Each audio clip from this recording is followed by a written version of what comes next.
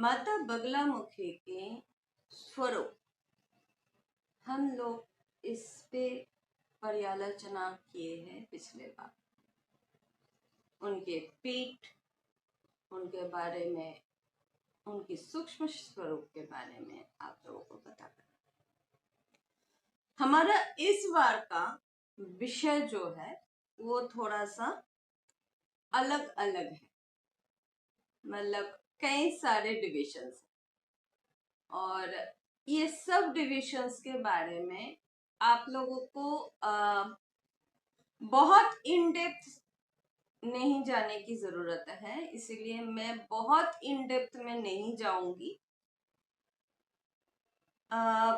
इसमें जितना आप लोगों को साधना वश जरूरत है मैं सिर्फ उतना टच करके चली जाऊंगी। आप लोग जो लोग माता बगलामुखी देख रहे हो, मुझे बहुत अच्छा लगा है, आप लोगों की बहुत सपोर्ट मिल रही है, सो मच थैंक्स। और आप लोग अगर कहीं पे भी आप लोगों को समझने में असुविधा होती है तो हमसे संपर्क जरूर करें। हम आप लोगों को ज्ञान और समाधान देने के लिए हमेशा उपलब्ध। कोई भी हमसे संपर्क करना चाहते हैं तो हमारे वेबसाइट देखिएगा। तो हम लोग ये एज अ प्लेलिस्ट दे रहे हैं इसलिए ताकि 10 महाविद्या को आप लोग सही मायने में ढंग से जान सको। जो छिन्न मस्तक के ऊपर की देवियां हैं ये सारे ही विद्याएं हैं, ये अकेला देवी स्वरूप नहीं है। विद्या और देवी में क्या क्या अंतर है वो हम लोग आज की एपिसोड में कवर करने की कोशिश करेंगे, कुल निर्धारित करने का कोशिश करेंगे। तो पूरे वीडियो को जरूर देखिए और सही से माता को समझने की कोशिश कीजिए। माता बगलामुखी का मतलब ये नहीं है कि ये आपके दुश्मन को मारेंगे, ये गलत फहमी है।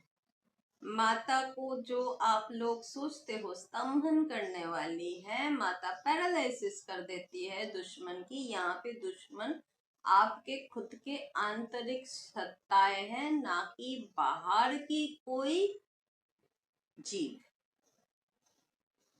या पशु। क्योंकि पशुपति एक ही है, बाकी सभी पशु। तो हम लोग पशुपति से इस बार शुरू कर रहे हैं। मतलब शिव, सदाशिव की जो शक्तियां हैं वही दुर्गा, पार्वती या सती के विभिन्न रूप में प्रकट हुई है, उनके प्रकट्य है। माता जन्म भी ली है, जैसे कि मार्कंडेय मुनि के पास उन्होंने जन्म लिए थे। उन्होंने और भी ऋषि कन्या के रूप में जन्म लिए हैं। दक्ष के कुल में जन्म लेके दक्ष कन्या बनी है। लेकिन माता है कौन? माता के सूक्ष्म स्वरूप का जो व्याख्या हम लोगों ने दिए थे आपको, हमने आपको प्रकट किए हैं कि सर्वशक्तिशालिनी, जो पराशक्ति है, शिव शक्ति नहीं, पराशक्ति, जिनसे ये सृष्टि का विकास है।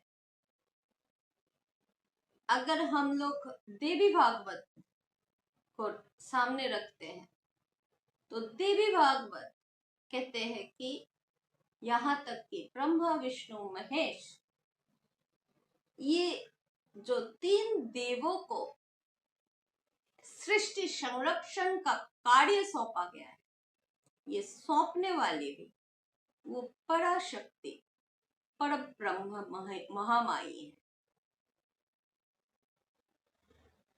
मेरा अपना जो अनुभव रहा है, जहां तक मैं पहुंच पाई हूं, शक्ति की जिस निरूपणता तक देख पाई हूं, सृष्टि की पराकाष्ठा जिस शक्ति से संचालित होती है, उस संचालना का स्थान में पुरुष की पात्रता नहीं है। वहां शक्ति की चलन शक्ति सिर्फ उजागर होती है।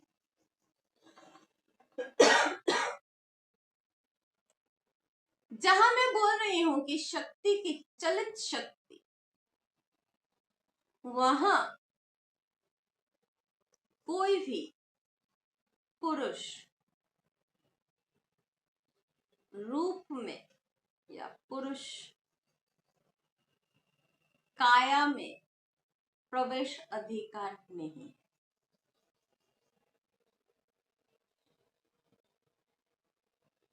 देवी पुराण में एक जगह में इसका वर्णन आती है कि जब ब्रह्मा, विष्णु और महेश ने अपने इस पराकाष्ठा को प्राप्त कर लिए साधना द्वारा,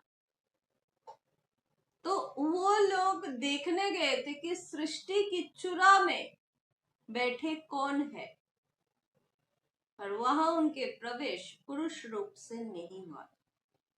यहां पुरुष का मान अपमान नहीं किया जा रहा।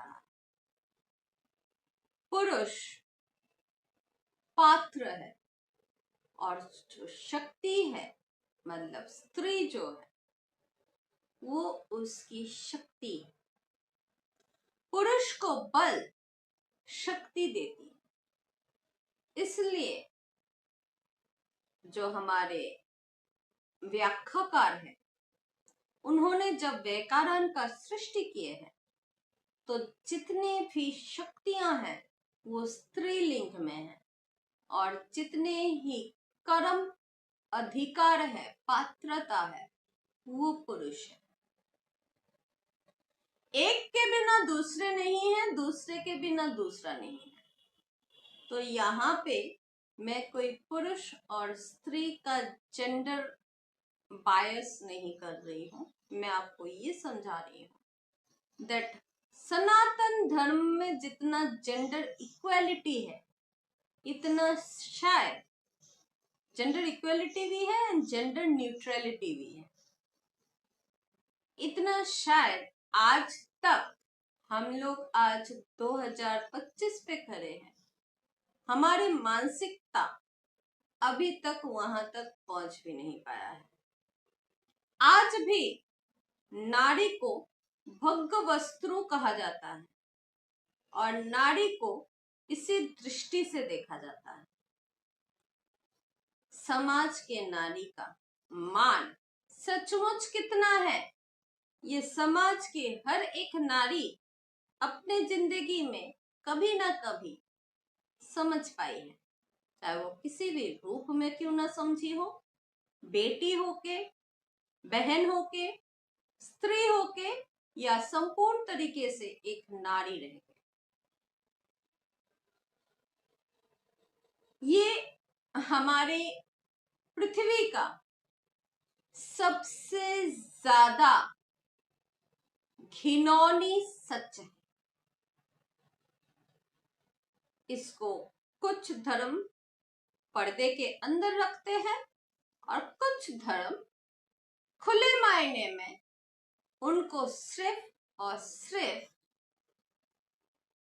एक जमीन बता के, बच्चा पैदा करने वाली मशीन बता के चरम अपमान करते हैं। कर दोनों ही रहे, लेकिन एक आड़ में कर रहे हैं और दूसरे लोग सामने सामने कर रहे हैं। 1932 तक वेस्टर्न सिविलाइजेशन में महिलाओं को वोट देने का अधिकार से भी वंचित किया गया था। आज हम लोग फिर से देख रहे हैं कि महिलाओं को दोनों आंखों से देखने की जो स्वाधीनता है वो तक छीन लिया जा रहा है। वो एक आंख से देखेगी। ये पृथ्वी को ध्वंस की तरफ, विध्वंस की तरफ लेके जाने वाला एक कार्य प्रणाली है, क्योंकि जो सृष्ट होता है वो ध्वंस भी होगा। और यही महामाही का आज्ञा है। एक सभ्यता जब तक ना अपनी स्त्री शक्तियों की बलात्कार करती है, वो सभ्यता मिट नहीं सकता। वो सभ्यता में जब तक ना स्त्री का अपमान हो रहा है, तब तक वो राजस्व मिट नहीं सकता, वो वंश ध्वस्त नहीं हो सकता। स्त्री की अपमान हुई नहीं कि उल्टी गिनती शुरू हो जाती है। जो पुरुष सच में पुरुष होगा वो कभी स्त्री का अपमान नहीं करेगा। महादेव ने कभी भी अपनी स्त्री का अपमान नहीं करा। उन्होंने अगर सती को खोया था तो 1000 वर्ष तक पार्वती के लिए इंतजार किए, तप किए हैं, तपस्या किए हैं।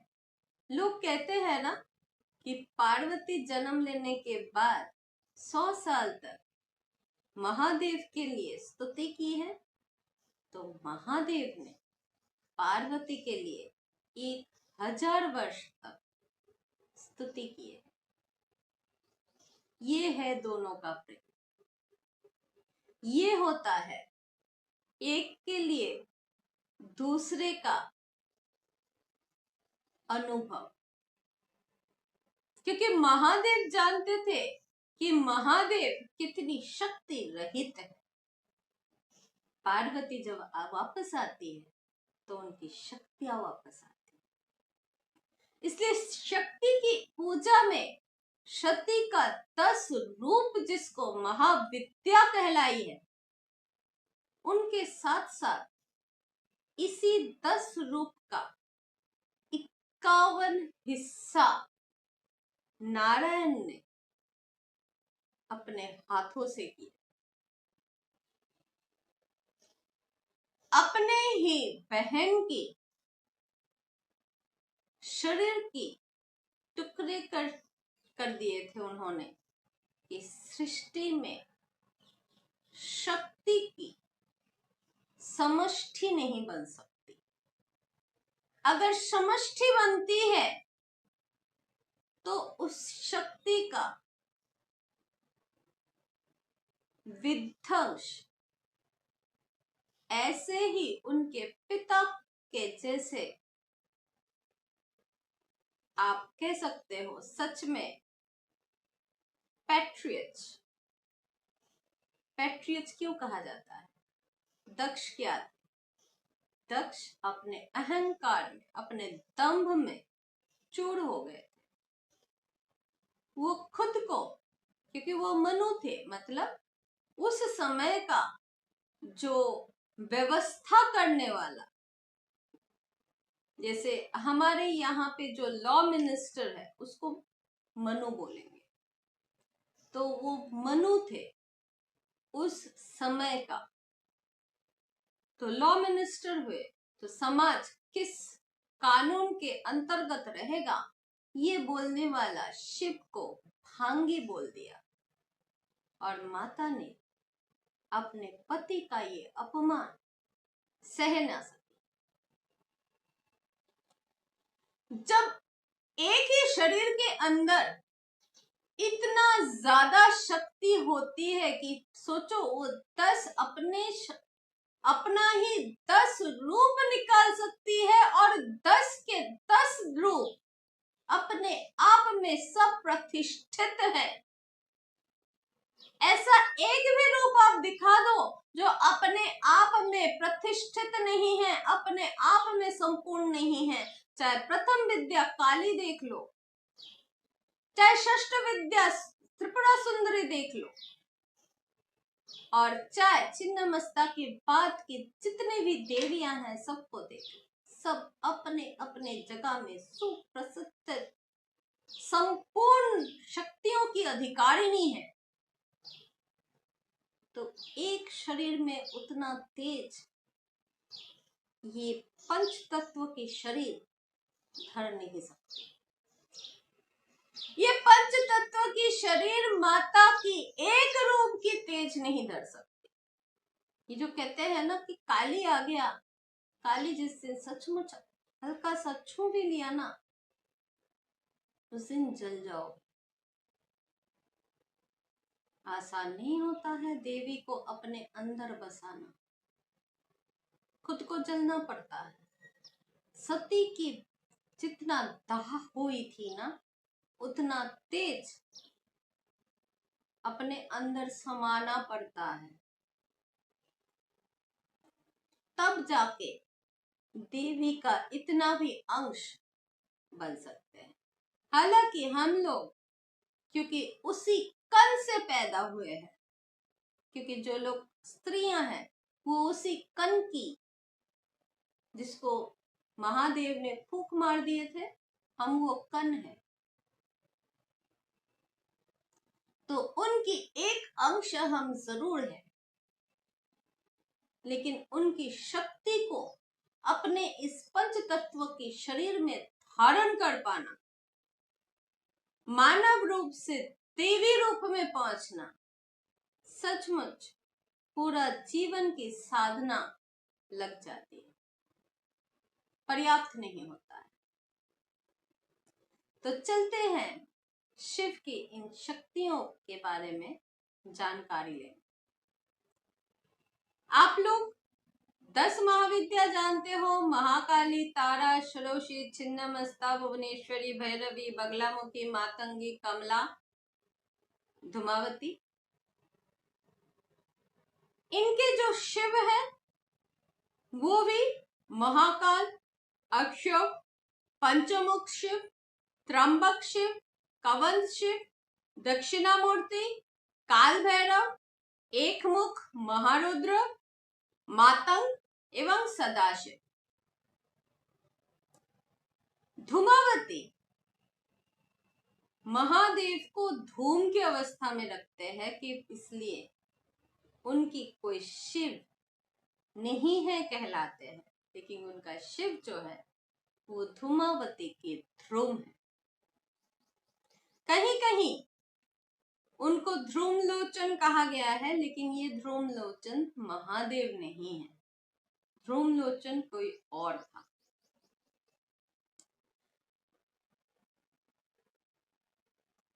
दस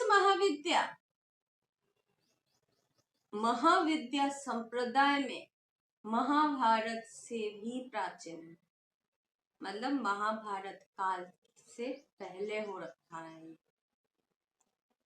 माता के साथ साथ ये 10 महाविद्या के साथ साथ जो आप लोगों को और भी माताएं होती है, वो ऐसा होता है कि इनके अतिरिक्त 7 माताएं और भी हैं, मतलब 7 रूप और भी है,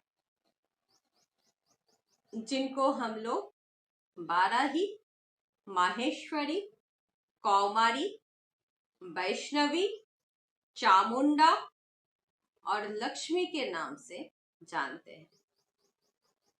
इनके अतिरिक्त 9 दुर्गाएं हैं, जो शैलपुत्री, ब्रह्मचारिणी, चंद्रघंटा, कुष्मांडा, कात्यायनी, कालरात्रि, महागौरी और सिद्धिदात्री के रूप से जाने जाते हैं। ये जितने भी रूप है ये सब माता दुर्गा की है। सती के रूप में माता ने सिद्ध विद्या को छिन्न किया था। सप्त 10 दिशाओं को 10 दिशा दिए थे।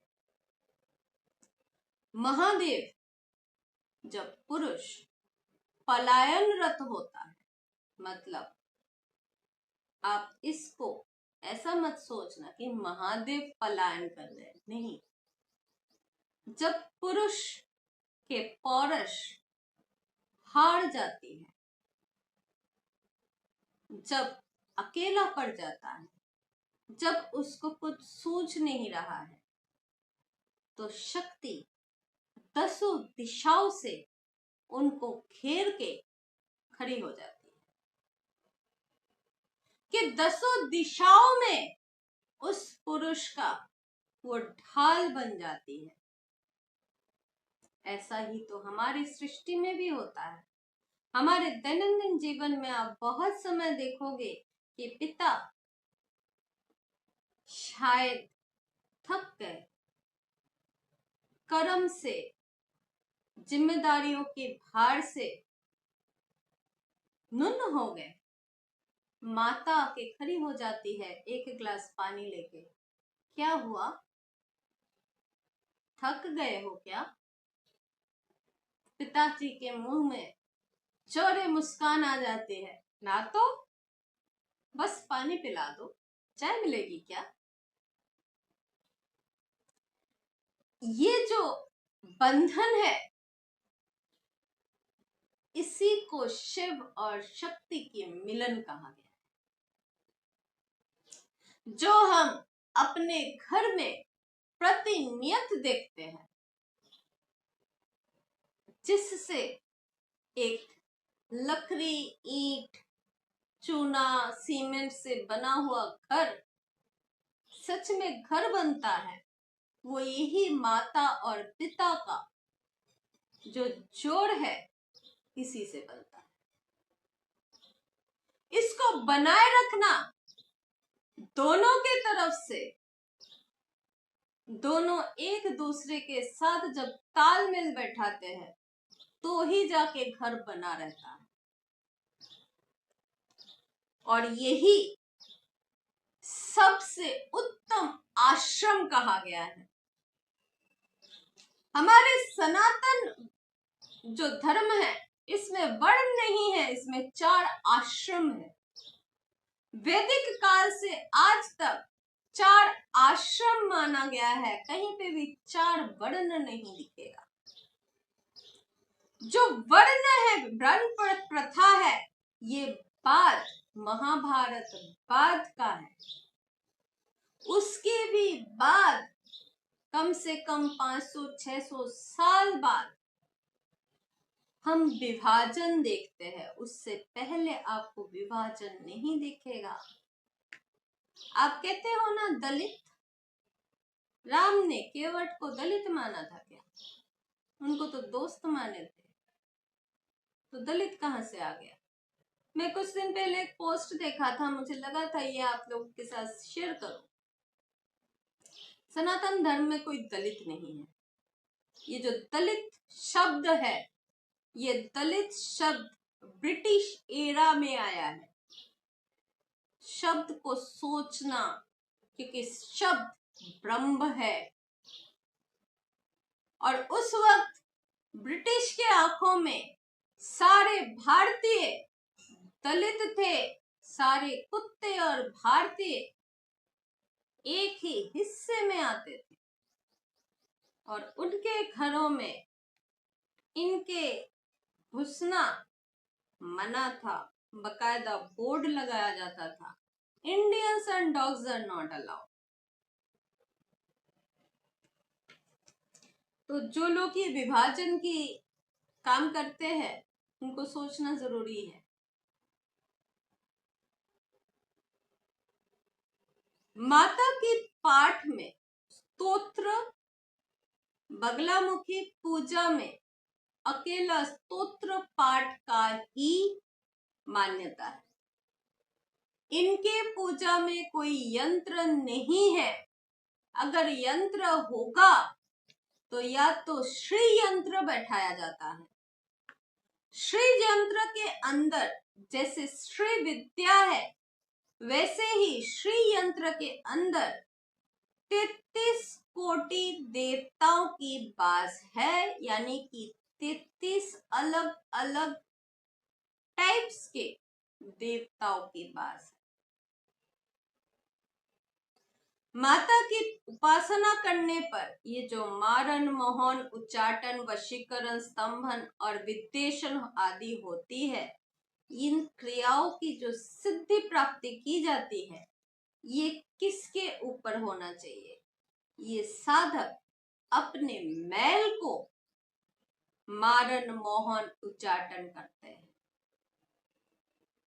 साधक अपने जीवन के अंदर के जो मैल है, जो कुवृत्तियां है, जो तामसिक तत्व एक मन के अंदर रहता है, उनका जैसे अहंकार हो गया, देश हो गया, घमंड हो गया, दंभ हो गया, इन सब का मारण, मोहन, उच्चाटन, वशीकरण करते हैं।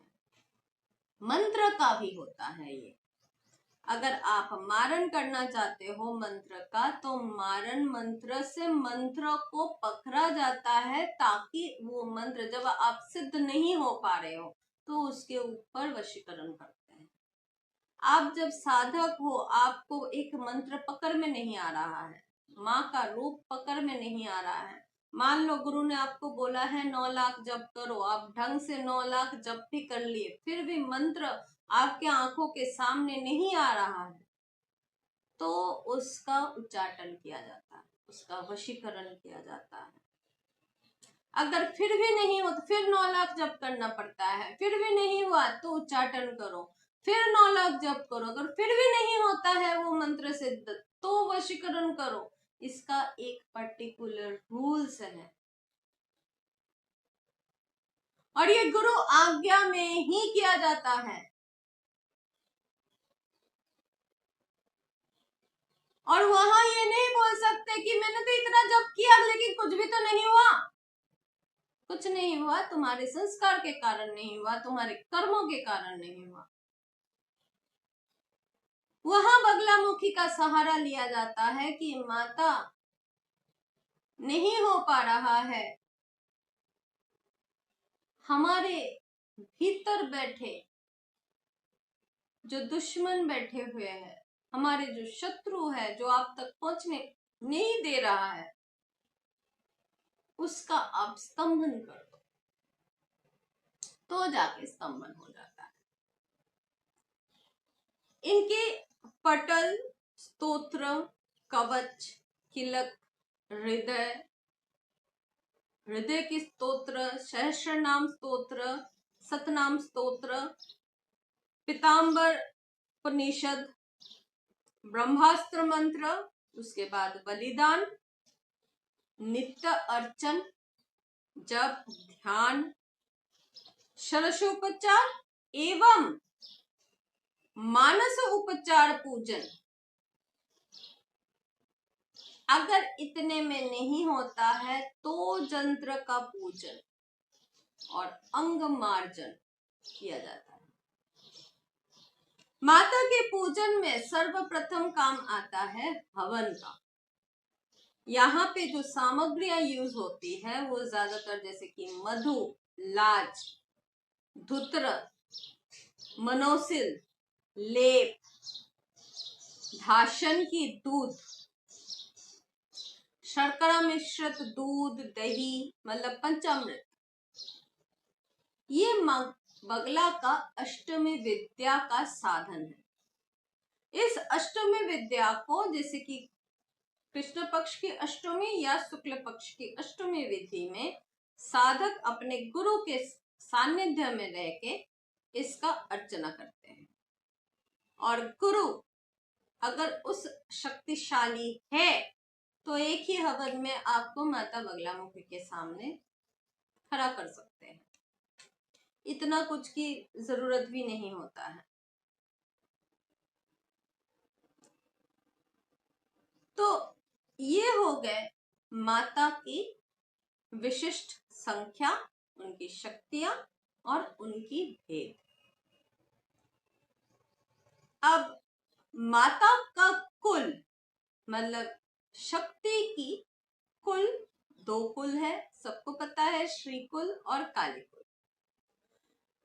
ये जो कुलोदय है, अगर आप इसका विभाजन करते हो तो भी एक तरह से गलती करते हो, लेकिन साधन मार्ग में पहुंचने के लिए ये विभाजन एक तरह से जरूरी भी है, क्योंकि इष्ट निर्धारित करने में आसानी होती है। तो काली कुल में हम लोग देखते हैं काली, तारा, छिन्नमस्ता, भुवनेश्वरी, महिषमर्दिनी, त्रिपुरा, तारिता, दुर्गा और प्रत्यंगिरा। ये काली कुल की शक्तियां हैं, देवियां हैं। श्री कुल में सुंदरी, वैरवी, बाला, बगला, कमला, धूमावती, मातंगी, सपनावती, मधुमती है। माता के ही अलग अलग रूप। ये मत पूछना कि माँ आपने क्या किए हो, मैंने इतना कुछ।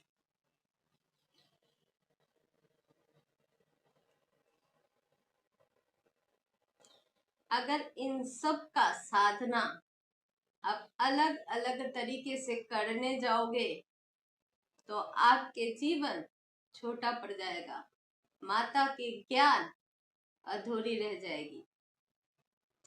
ये जानने योग्य बातें हैं, इनको समझना जरूरी है। लेकिन जब आप साधन के रास्ता में जा रहे हो, जब आप चल रहे हो, आप अपने इष्ट देवी के साथ स्टिक अप रहो। ये मत करो कभी इधर जाऊं कभी उधर जाऊं, आज प्रत्यंगिरा पढ़ लिया, कल मैं जाके धूमावती पकड़ लूं, परसों जाके वो कर लूं। माता ने बोला है 10 महाविद्या में इनके पास सबसे ज्यादा अधिक है, मैं मातंगी के पास पहुंच जाऊं। ये जो छलंग और कूद लगाते फिरते हो ना आप लोग, ये मत किया करो, क्योंकि ये आपको कहीं भी लेके नहीं जाएगा। आपका इष्ट कौन है? आपके गुरु जिस वक्त आपको मंत्र दे रहा है, आपको स्पर्श करने के साथ साथ आपके गुरु को पता लग जाता है भाई इसका इष्ट ये है, वो आपको सिर्फ उसी विधान में आपको आगे लेके चलेंगे। आपको अगर ये लगता है कि नहीं इनसे तो ये ज्यादा शक्तिशाली है, आपकी पतन वहीं पे सुनिश्चित हो गया। इन माताओं में भेद तो है, लेकिन वो भेद आपको नहीं करना है। आप साधक हो, आपको माताओं में अगर भेद दिख गया तो आपके पतन संपूर्ण तरीके से सुनिश्चित हो जाता है। ये चेतावनी नहीं है, ये आपको ऐसा वाला है कि भाई न्यूक्लियर आ रहा है संभल जा, या न्यूक्लियर को हल्का सा मार दिया है संभल जा। मैंने कुछ नहीं बोला। अब माता की वस्त्रों पे थोड़ा सा आते हैं, क्योंकि इनका जो ये जो मंडप है, इनकी जो चित्र है, इन सबको जो दर्शाया गया है इसका एक मतलब है। और ये दर्शन जो हुआ है ना, ये किसी चित्रकार के चित्र में आने से बहुत पहले वेद में इनके विवरण ढंग से लिखा गया है। चित्रकार नाम की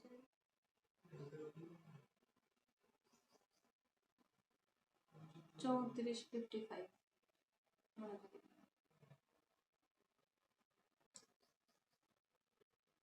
ये किसी राजा रवि वर्मा का चित्र से प्रकट हुई देवियां नहीं है, क्योंकि इनकी जो चित्र या इनकी जो मूर्तियां हैं ये आदि अनादि काल से है। आप माता की 51 पीठ में जाओ, वहां पे आपको पिंड रूप में मिलेगी। ये कहाँ है चित्र? माता की वर्णना जो है वो वेद में लिखित है। तो अपने धर्म को नहीं जानोगे ना, तो आपको लगेगा कि किसी ने आके आपको बोल के जाएगा ये तो राजा रवि वर्मा का वेश्या का आकृति बना हुआ वही देवी कहलाते हैं, और आपके पास जवाब देने लायक नहीं बचता है, क्योंकि आप जानते ही नहीं हो आपके धर्म को। हमारे धर्म में किसको कैसा दिखता है? शिव, अगर हम लोग शिव की आकृति बना रहे हैं तो वो कैसे दिखते थे वो पहले से दिया हुआ है। हमारा जो ध्यान मंत्र है उस मंत्र में वो दिखाया गया है कि हाँ उनको कैसा देखने में है। माता बगलामुखी अपने बाएं हाथ से शत्रु का जीवा खींच रही है और दाहिने हाथ में पकड़ी हुई गदा द्वारा शत्रु के ऊपर आघात कर रहे हैं।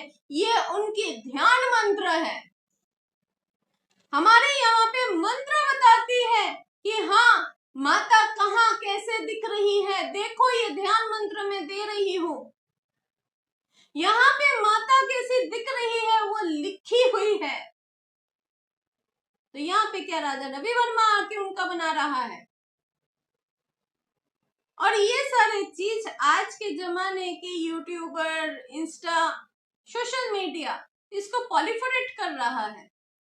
मुझे हैरानी होती है आप लोगों को अपने धर्म के बारे में इतना भी सामर्थ्यवान नहीं हो कि हाँ इस चीज को काट सको कि हाँ भाई ये जो दिख रहा है ये हमारे मंत्र है, ये ध्यान मंत्र है। माता कैसी दिखती है वो ध्यान मंत्र में दिया गया है, जिसके अनुसार हमें पता लगता है माँ के किस हाथ में गदा है, माता किस हाथ से शत्रु की जीवा पकड़ रखी है और कैसा अस्त्र से उस पे प्रहार कर रही है।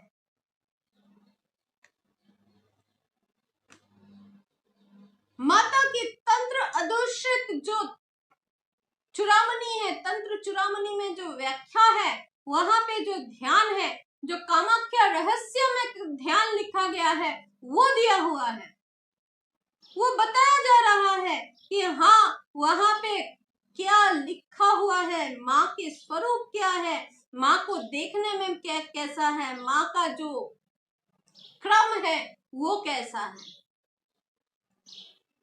ये जो 18 महाविद्या है वो कैसे कैसे रूप में है, माता की नाम का आकार का मतलब क्या है, माता की जो नाम का रहस्य है वो क्या है।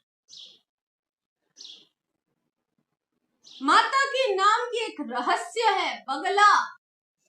बगला के मतलब संपूर्ण सृष्टि बन जाता है। बगला के मतलब में संपूर्ण पृथ्वी रूप, संपूर्ण चैतन्य रूप आती है। कैसे आती है? माता की स्तुति में कहा गया है बाकारे वारुणी देवी गकारे सिद्धिदाता स्मृता लाकारे पृथ्वी चैव चैतन्य में प्रतिष्ठिता।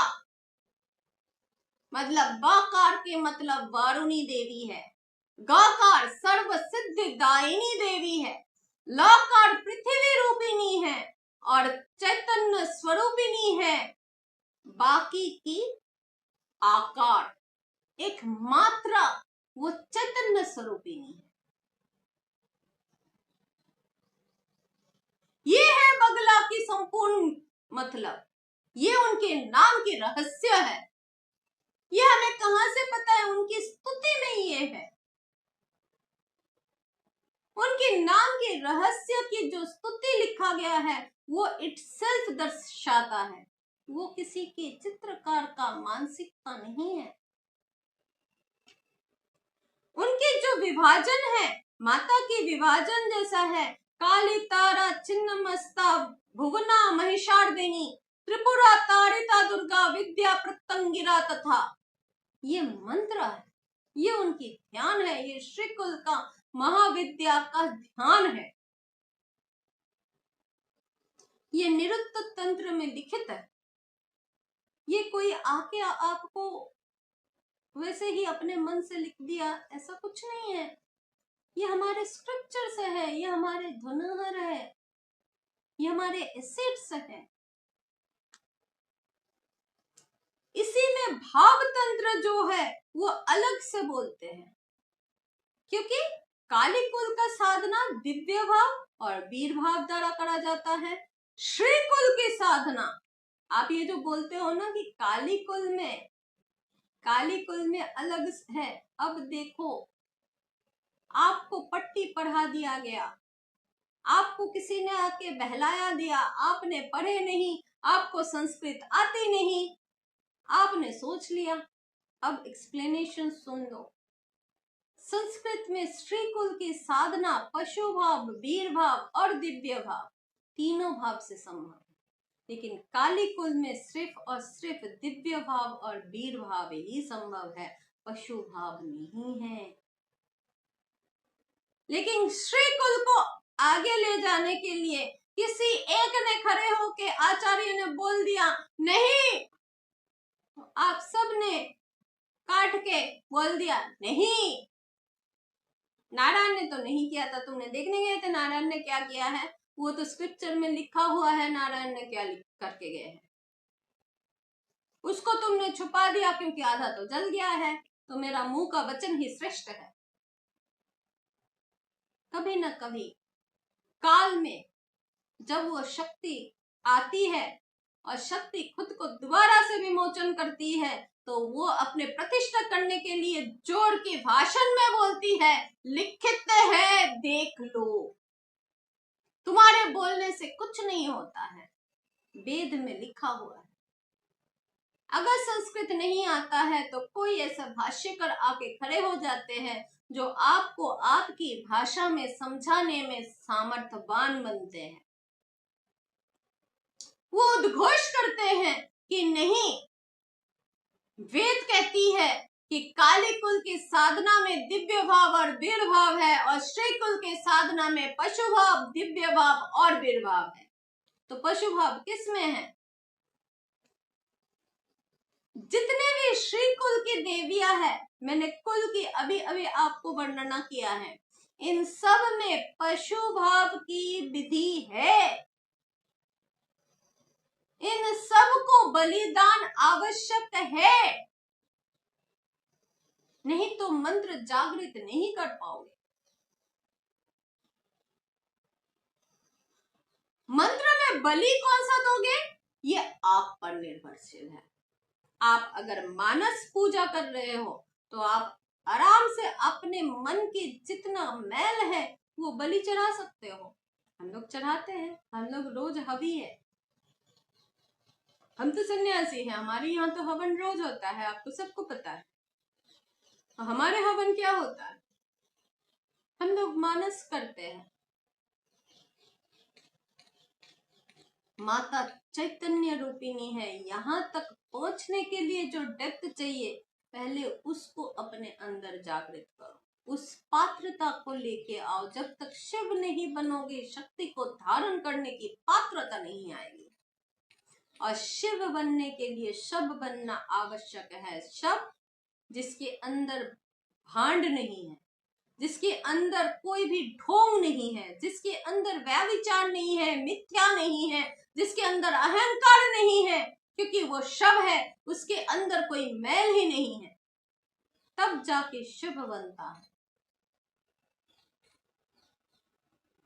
जो ढोंगी होते हैं, जो प्रेत शक्ति के आधार बने फिरते हैं, उन लोगों को नहीं मिलता है पशु भाव। सबसे पहले भाव त्रय को जानो, पशु भाव, वीर भाव या पशु भाव और दिव्य भाव। वीर भाव में पशु भाव भी है और दिव्य भाव भी है। पशु भाव में अकेला पशु भाव है, वो सिर्फ और सिर्फ पूर्व मान्य देव या देवियों की अर्चना में काम आते हैं। ये पाशव परिकृत्यम लिखा गया है। यहाँ पे जोग जो होता है, वो कर्म पाशव है। यहाँ पे कर्म पाश निर्धारित है। यहाँ पे जो बलि चढ़ाया जाएगी वो पशु बलि होगी, यहाँ तक कि नर बलि, क्योंकि नर क्या है, पशु है। तो आप लोग जो सोचते हो कि नर बलि देने वाले बैकडेटेड है, नर बलि कौन लोग देते थे सर्वप्रथम जानते हो आपको? फ्रांस में, जर्मनी में, हाँ, अधुना अमेरिका में, लैटिन अमेरिका में पशु बलि मैंडेटरी थी। हमारे यहाँ पे पशु बलि कौन देते थे? जो लोग डकायत समाज के होते थे, जो हिंसक होते थे, जो राक्षस भक्षण करते थे, वो पशु बलि देते थे। हमारे ऋषियों का बलि क्या हुआ करता था? वहां पे बलि कद्दू का हुआ करता था, लौकी, केले, अलग अलग फल का, अलग अलग हर्ब्स हवन में जलाया जाता था, वो बलि होता था। वीर भाग में दिया हुआ बलि सोम है, लेकिन सोम क्या है, सोम बनाया कैसे जाता है? सोम का एक्सट्रैक्शन और अल्कोहल का डिस्टिलेशन दो अलग अलग प्रोसेस है। जब प्रोसेस ही अलग है, दोनों की प्राप्ति का मटेरियल अलग है, रॉ मटेरियल ही अलग है, तो आप कैसे बोल सकते हो कि जाके भैरव को अल्कोहल चढ़ा के आ जाओ, वैट 69 चढ़ा के आ जाते हो माँ काली को? माता क्या वो पीती है? माता को उसकी जरूरत नहीं है, तुम पी लो जितना पी सकते हो। जो पशु भाव की है उसमें दक्षिणायन में कहा गया है कि पाशव वृत्तियां, पिशाचिक जो वृत्तियां हैं, भूत प्रेत पिशाच, ये पशु भाव के बलियों को ग्रहण करते हैं। ये विद्या भी प्रदान करते हैं। ये जो हाथ चालते हैं, जो गुनिन होते हैं, जो आपको चाल के मिट्टी से यहाँ पे ऐसा है, ये जो बोलते हैं, जो आपके मन की कथा बता देते हैं, ये सारे विद्या जो है ये पशु भाव से लिया हुआ विद्या है।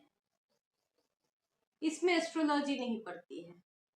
एस्ट्रोलॉजी विज्ञान है, ग्रह की विज्ञान है। वो आपके जीवन की कुंडली में किस ग्रह की नजर में आपके ऊपर कौन सा प्रभाव पड़ रहा है, उसको आप कैसे निवारण कर सकते हो, वो एक अलग विज्ञान है। लेकिन जहां वो बोलता है ना, अरे मुझे तो दिख रहा है, तेरे को ऐसा है, या आप लोग आज भी सुनते होंगे कि पुराने काल में कड़ियां चलाया जाता था, चावल चलाया जाता है, आज भी कहीं कहीं पे। आप गांव में चले जाओ, आज भी ये मान्यता है, तेल पर के दे देना।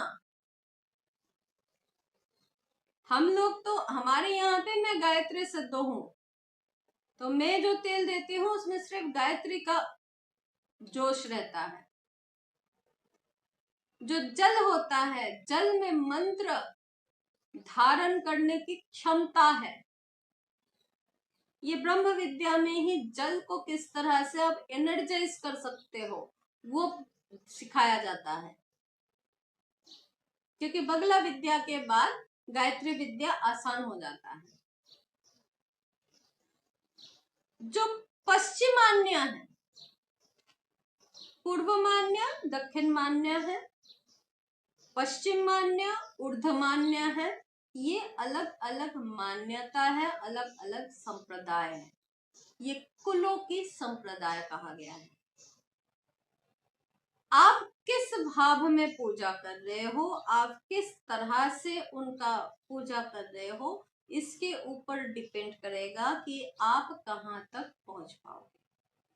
आप अगर पश्चिम मान्य वो वीर भाव या पशु भाव में है, और ऊर्ध्व मान्य मतलब जहां आपके एनर्जीज ऊपर एलिवेट हो सकता है वो दिव्य भाव। वहां के भाव मिश्रित प्रेय है। भाव मिश्रित प्रेय का मतलब क्या हो गया ना, साधक को सर्वप्रथम पशु भाव ही आता है, वहां से वीर भाव प्राप्त होता है और उसके उपरांत ही जाके दिव्य भाव प्राप्त होता है। मतलब जब पशु भाव है वो सिर्फ और सिर्फ, मैं आपको इसको ना सरल एक्सप्लेनेशन दे देती हूँ। पशु भाव में मानसिकता क्या आता है कि मुझे अपने कैरियर चाहिए, अपने पैसा चाहिए और अपना परिवार का सुख समृद्धि चाहिए। फिर वीर भाव आता है, वीर भाव में क्या चाहिए, अपना परिवार की उन्नति चाहिए और दैव कृपा चाहिए, ये हो गया वीर भाव। और जब देव भाव आता है तो मुझे कुछ नहीं चाहिए, सिर्फ और सिर्फ आप चाहिए, मुझे सिर्फ और सिर्फ माँ चाहिए, मुझे ना सिद्धि चाहिए, ना कोई साधन चाहिए, ना मुझे किसी भी चीज का कोई भी आवश्यकता है, सच में आवश्यकता नहीं है। ऐसा नहीं है कि हाँ भगवा वस्त्र धारण कर लिया, आश्रम भी बना लिया, उसमें भी आप ठेठ से बैठे हुए हो, अलग अलग गाड़ियां आपको उठा के लेके जा रहा है, आप आज फ्लाइट से जा रहे हो, कल किसी और से जा रहे हो, ढोंग रचा के रखे हो, मेरे को तो ये है वो है, आप खुद भी अलग अलग मॉड्यूलर की गाड़ियां आप इस्तेमाल कर रहे हो, ये क्या है, ये वीर भाव है। ऐसा नहीं है कि ये खराब है, ये वीर भाव है, ये बीच की भाव है कि मैं चाहे जैसे भी हूं मुझे संपन्नता चाहिए, मैं जहां पे भी हूं मुझे राज्य करना है, ये वीर भाव है। मेरे सेवादार बहुत होने चाहिए, सब सेवादार खड़े हैं, तो ये सेवादार जो लोग खड़े करते हैं ये वीर भावी है। और जो दैव्य भावी है ये सारे साधक कुल है, तो जो दैव भावी है वो ज्यादातर किसी से भी ज्यादा वार्तालाप पसंद नहीं करते हैं, वो सिर्फ बोलते हैं हमें अपने भगवान के साथ रहने दो, हम उसी में खुश हैं। हाँ, जितना उसके लिए जरूरत है उतना बस चाहिए, क्योंकि आज के दिन में तो ऐसा है नहीं, ऐसा उपलब्धि ही नहीं है कि हाँ आप जाके वन में बैठ गए, यहाँ पे तो फॉरेस्ट वाले आ जाएंगे, वन में क्यों बैठा हुआ है, क्या कर रहा है यहाँ पे, कोचिंग कर रहा है क्या, तो वो संभव है नहीं।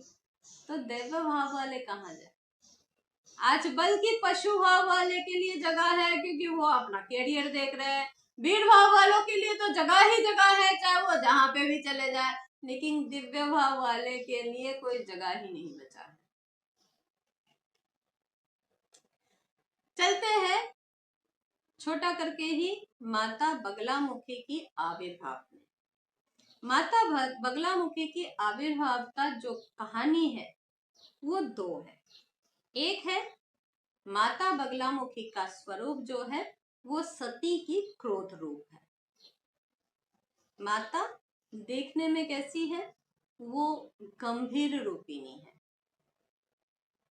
उनकी जो रूप है वो जब हम लोग बात करते हैं उनकी रूप की, तो माता को जो दर्शाया गया है तो कहा गया है कि माता गंभीर है, माता ज्यादा वार्तालाप करने में रुचि नहीं रखती है, माता क्रोधान्विता है, माता के अंदर क्रोध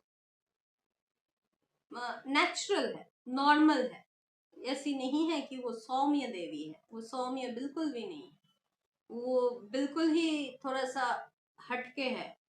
बात वो ज्यादा करना पसंद नहीं करती है, ना ही वो ज्यादा सुनना पसंद करती है, मतलब वो सुनेगी भी नहीं बोलेगी भी नहीं। तो माता यहाँ पे क्या है कि वो मन, प्राण, अहंकार, इन सब चीजों का, ये राक्षसी तत्व है। राक्षसी तत्वों में क्या क्या आता है? प्राण, मन, अहंकार, क्रोध, लोभ, मोह, भय, देश, अहंभाव, क्षोभ, ये सब राक्षसी प्रवृत्तियां हैं। हमारे मन के अंदर ही है ये कहीं अलग नहीं है। और जिसमें जो ज्यादा हो जाता है उसको उसी से दर्शाया जाता है। लेकिन यहाँ पे जब माँ के अंदर ये क्रोध काम करती है तो माँ वो क्रोध किसके ऊपर कर रही है? आपके अंदर की जो हिंस्र जीव बैठा हुआ है, वो क्रोध के आकार लेके राक्षस बैठा हुआ है, माँ के क्रोध उस क्रोध के ऊपर है। माँ के क्रोध ये नहीं कि वो आपके ऊपर है। और माँ के क्रोध आप अपने दुश्मनों के ऊपर भी नहीं डाल सकते हो। ये है। तो जब सत्ययुग चल रहा था, सत्ययुग मतलब सर्वप्रथम सत्ययुग, तो उस समय एक वक्रिया चक्र, मतलब something like our tsunami, something like huge typhoons, ऐसा एक तूफान आया था, जिस तूफान से इस पृथ्वी का ही नहीं, इस विश्व ब्रह्मांड का हलचल ऐसा पैदा हुआ था जैसे कि सृष्टि मानो संपूर्ण तरीके से समाप्त हो जाएगी। ऐसे हाल में जब चराचर का ऐसा विक्षोभ, इसको विक्षोभ, ये इस शब्द को बहुत अच्छे से समझ रखना, विक्षोभ, इसको हम लोग आपके मनोदशा की स्थिति पे भी बात करते हैं। व्हाट इज विक्षोभ? विक्षोभ is a mental disorder or a kind of your emotional disorder that we say sometimes it's a depression sort of thing. जब वेदर में होता है हम उसको वेदर के डिप्रेशन करते हैं। आपके मन के अंदर हो रहा है तो आपके मन के डिप्रेशन है। जब हस्बैंड वाइफ झगड़ रहे हो तो रिलेशनशिप डिप्रेशन कहा गया है, तो इसको विक्षोभ कहा गया है। तो जब ऐसा स्थिति पैदा हो गया तो नारायण जाके कहते हैं कि ऐसा स्थिति, ऐसा वाला जो नेचुरल कैलामिटी है, इसको तो मैं ना गदा प्रहार कर सकता हूँ, ना चक्र से कुछ कर सकता हूँ, ना ही कुछ कर सकता हूँ, तो मैं क्या करूँ? तो वो साधना में बैठे। वो जब अपने शेष शैया से उठ के आके जब साधना में बैठे, वो कहाँ पे बैठे थे कि सौराष्ट्र जो है, सौराष्ट्र में एक हरिद्रा नामक सरोवर है, उस हरिद्रा सरोवर के पास जाके वो जब बैठे तो कहा गया है कि कृष्ण चतुर्दशी की रात थी, वो मंगलवार की दिन थी, रात के बीचों बीच, मतलब 12 से 2 बजे के बीच। मैं ये समय की उल्लेख दिन सारे जो बोल रही हूँ इसको दिमाग में रट लो, क्योंकि माता बगलामुखी का साधना इसी समय किया जाता है। चतुर्दशी के दिन हो, मंगलवार हो और रात की 12 से 2 बजे की बीच का बेला हो। इस समय माता के सामने, नारायण के सामने माता की प्राकट्य हो। कहां से हुई? सर्वप्रथम माता त्रिपुरा सुंदरी की तेज से एक कहा गया है कि माता त्रिपुरा सुंदरी उस सरोवर में प्रवेश करके जल क्रीड़ा कर रही थी। जो जल क्रीड़ा माता कर रही थी, उस जल क्रीड़ा से एक तेज उत्पन्न होती है, क्योंकि वो हरिद्रा सरोवर से थी, तो वो हरिद्रा मतलब पीली रंग की एक कन्या के रूप में प्रकट होती है, संपूर्ण ज्योति थी।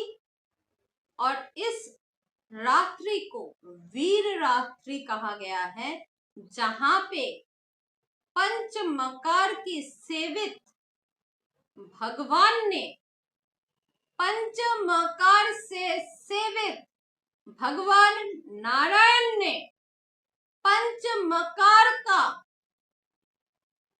समर्पण करके माता को प्रकट किए थे।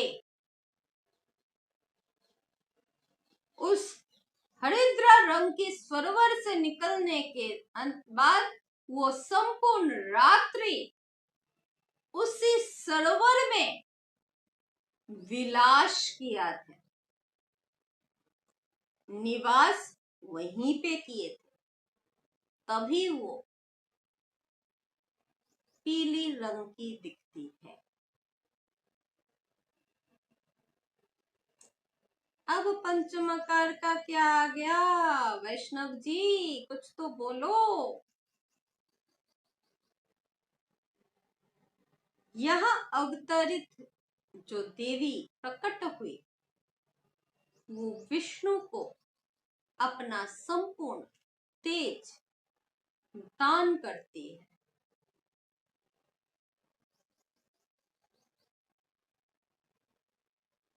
यहाँ पे जो कहा गया है वो कहते हैं तत्वज विष्णुजम तज, अपने तेज को विष्णु के ऊपर वो त्याजती है और विद्यानुविद्या जोगतम, अपने विद्या के साथ नारायण के विद्या का जोग करती है। वहां से जो नारायण को शक्ति मिलती है, उस तेज राशि से नारायण उस विक्षोभ को शांत कर देते हैं। इसलिए माता को तभी शरण किया जाता है जब लाइफ एंड डेथ थ्रेट्स आती है। माता बगलामुखी का पूजन तब किया जाता है जब आप ऐसे बाधाओं से घिर गए हो जहां से उद्धार प्राप्त की आपके पास किसी भी तरीके का कोई भी सॉल्यूशन नहीं दिख रहा है। जब ऐसा कोई विक्षोभ आपके सामने उपस्थित होता है जहां से आप निकल नहीं सकते, तब माता को बुलाया जाता है, उससे पहले नहीं। आज मैं यहीं तक आपके पास समर्पण करती हूँ। इसे देखा जाए तो पूरा 1 घंटा भी हो गया है और मेरा बोलने का एनर्जी नहीं है। इस माता को भी थोड़ा सा रेस्ट करना पड़ेगा, इतना विक्षोभ मुझे भी पसंद नहीं है। तो आप लोगों से विदा लेती हूँ। अगर कोई परेशानी होती है, कुछ ऐसा आता है जीवन में, ऐसा कोई बाधा आ गया है, आप आश्रम में संपर्क कर सकते हो। एंड लिस्ट में हम लोगों का वेबसाइट दिया हुआ है, आप यहाँ पे संपर्क करें। किसी भी तरीके का कोई भी समस्या का समाधान किया जाता है।